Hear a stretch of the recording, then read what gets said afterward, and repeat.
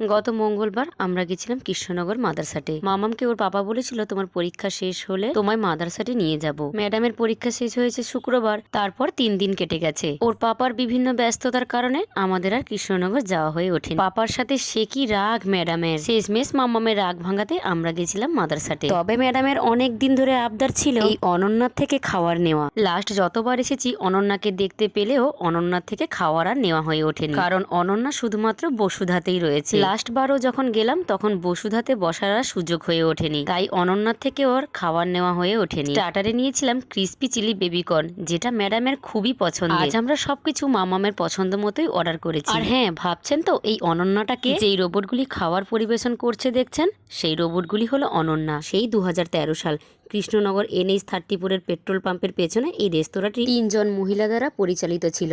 মাঝে 11 বছর 2 জন ছেড়ে চলে গেছিলেন, রয়ে গেছিলেন ফুলিয়ার অনন্যা। তার হাত ধরেই এই রেস্তোরাঁ পরিচিত লাভ করেছে। সেই কাজের স্বরূপ রোবটের নাম রেখেছেন অনন্যা। আর হ্যাঁ, মাদারসাট হলো আমাদের পশ্চিমবঙ্গের সবচেয়ে প্রথম রোবট পরিচালিত রেস্তোরাঁ। স্টার্টার শেষ করে আমরা চলে গেছিলাম মেন কোর্সে। তো মাম্মা মেন কোর্সে খাবে বলেছিল নানের যে কোনো আইটেম, আমরা তাই জন্য নিয়েছিলাম গার্লিক বাটার নান আর সাথে তন্দুরি চিকেন বাটার মশলা। এখানকার খাওয়ারের রিভিউ আর নতুন করে কি দেব বলুন তো। আর খাওয়ারের যা কোয়ান্টিটি, এইটুকু আমরা 3 জন খেয়ে শেষ করতে পারিনি।